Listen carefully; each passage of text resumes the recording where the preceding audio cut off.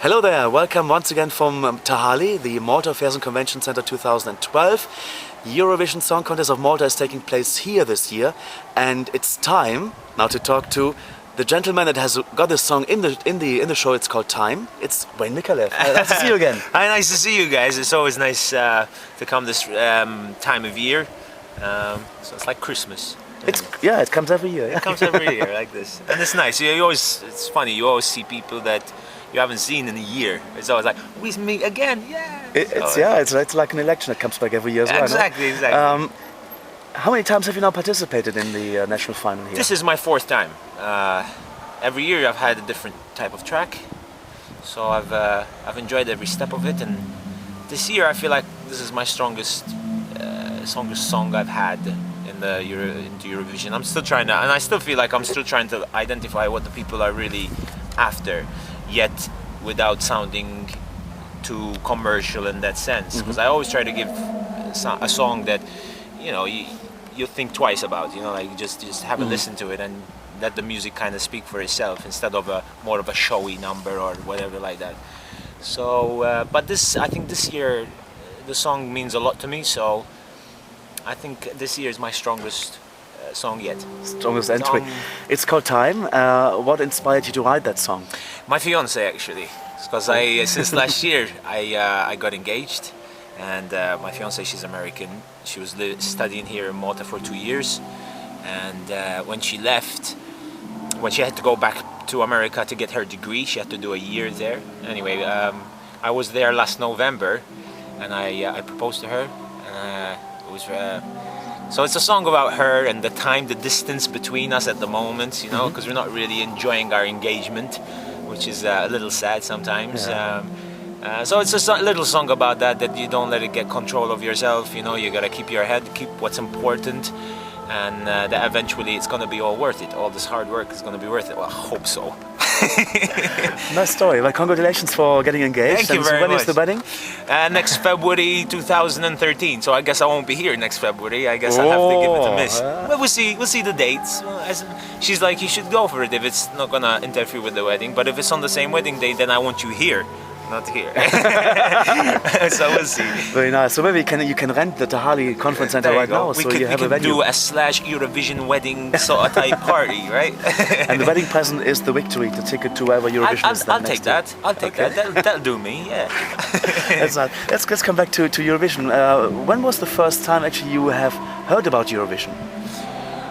My dad he likes the Eurovision a lot. I mean, he took part of it back in 1993, I think, and I always kind of knew a little bit before about it. But when you're younger, it's not something that you know much about. But when he entered, he competed with Wayne Micallef with a song called "Can't Let Go." He came fourth on the night, and that kind of introduced me to it. Like, okay, this is what it's about. I was maybe 12 at the time, 11, 12. So that's kind of what got me into it. As such, before, I never really was into it. I was more the kind of guy that would go and listen to my dad play in his band or go and jam. Like, never really knew what competing music was all about. But that introduced me to it, and I found it interesting, and I thought, this might be some. In fact, the first time I tried to enter was when I was 16. When I was old enough, I wrote a song. It wasn't very good. It didn't pass. But it was my first song. First song I wrote. But I always had the thing. Since I was young, I always wanted to enter with my own composition. I've always tried to make those two connect and go up there as a singer-songwriter, not just as a singer or a song, and put that. So I try to meet the two together. But what are you in the first place, a songwriter or a singer? I don't know. I like them both. I like producing. The tracks I do are all produced by myself. I've got my own studio, so I love it. They're so different, though.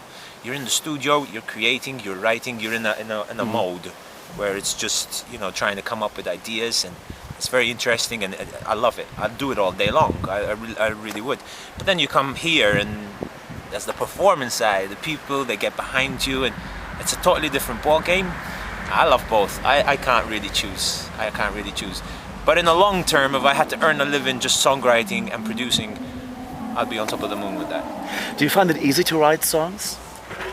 depending. Sometimes they can come like that time, like that. I had a good inspiration. You know, the ideas were there. The lyrics took no time at all to write because they were all there. And if I got them wrong, she was on Skype telling me, that's wrong, turn that lyric. She really was, it was great. So if we change the list, it's a co-written by. Yeah. She should be on there because she did help me a lot with the lyrics. Like if I say, you're so... No, don't say that. Say, you're so beautiful. That's what I want you to say. Oh, nice, so nice, yeah. Okay. But sometimes they can struggle. Sometimes you get a mental block and you just need to let go. You just need to get out, not do music, go meet up with some friends. I like playing FIFA on the PlayStation with my mates, and we compete and we do tournaments, like silly things.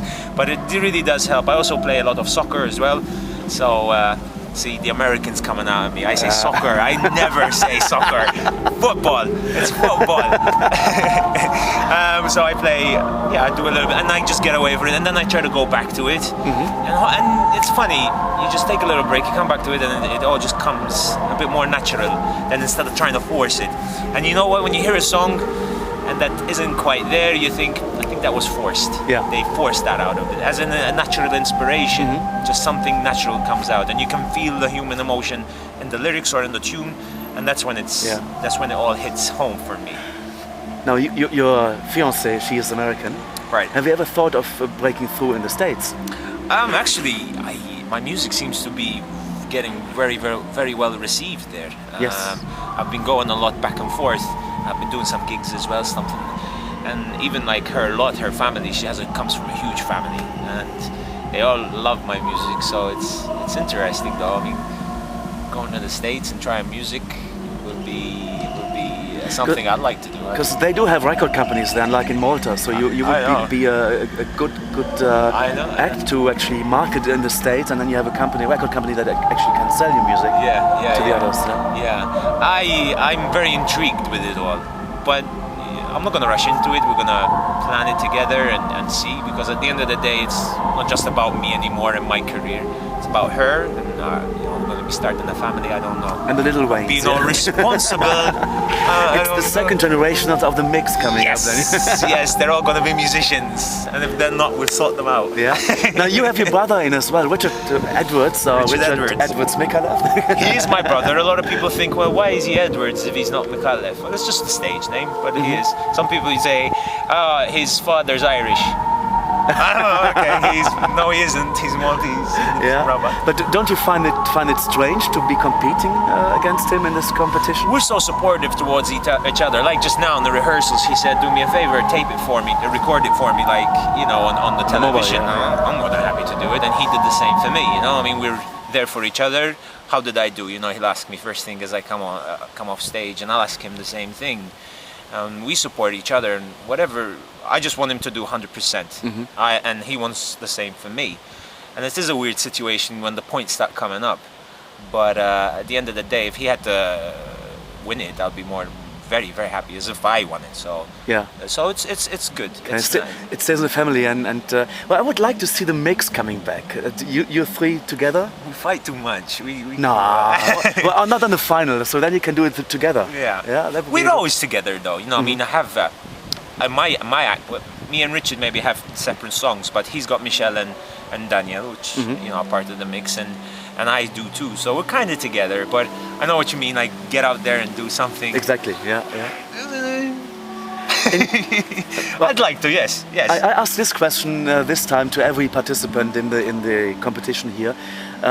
Go back into the history of the Maltese entries to the Eurovision. Okay. Have you got any favorites in that one? The Maltese entries? Yeah. That won? That won the national final and has gone to Eurovision. Okay. I like Angel, Chiara. Chiara, why? Not the melody speaks for itself. A lot of people talk about what a beautiful voice Chiara has, but something they forget sometimes is that song was a beautiful song. It was beautiful. It just spoke out, and maybe that's why she didn't do too well with the other one, because it wasn't nowhere near as good as Angel in my opinion. But I love Angel. I think it's a really good track. The composers, it's important that here in Malta we got a thing where we just stick to the singer, and it's all about the singer. And it's not. It's about the song. You know, the song. The singer is the messenger of the song, right? And I thought the package they had that year was amazing. Like she just sang so beautifully, and the song was great. The lyrics, everything for me fell into place in the Eurovision. Yeah. So yeah, that's one well, of my it's favorites. of course a pity that Chiara and the last 5 and the winners of the Malta national finals are not allowed to come back anymore for like 5 years. Well, they'll change it next year, I'm sure. I mean, they always change it every year. The regulations, you can't enter for 3 years. Now it's 10, I think, or 5 or 5. 5 years, yeah. Next year it might be, I don't know. I mean, I year by year. Personally, if I had to win it, though, I won't want to come back. I'll go off and do something else. Because I've done it, you know, I've represented. I'll give room for someone else to come through and try it out and let them do it. But that's my personal opinion. Yeah. You know, I love being here. Like this week, the rehearsal week is always a lot of fun, and Indeed. meeting you guys and talking about music and whatever. But if I had to win it, then it would be the end of the road for me there. And I hope to do well in the Eurovision as well and see how that goes. But yeah, I'll try something else. I'll do. Well, you have a fantastic career. I've heard your music from before, and we hope to hear much more from you, Yes. apart from the national finals. Tell us about your future plans on music. I'm currently I'm currently studying at Berkeley Music, and I'm finishing my master in music production. So I'm looking forward to that. That's definitely something that's taken a lot out of me. Like I have an assignment due this the end of the week, and I've got this to do. And tomorrow is Friday. And tomorrow is Friday, so it's a big challenge for me, and I'm hoping to get a lot out of it. I'm hoping to produce the best album I've ever had, the best songs I've ever had, and with like Berkeley, they're showing me so many new things that I'm so looking forward to the future when it comes to my music. Okay. Yeah. Wayne, good luck for time. Thank you very much. For Friday night in the semi-final. That it goes into the final. I'm sure it will actually. So thank you. Well, I hope so. You just never know, right? But I'm hoping we do well this year. Okay. All the best of luck. Thank and you. yeah, see you on the stage. Thank you.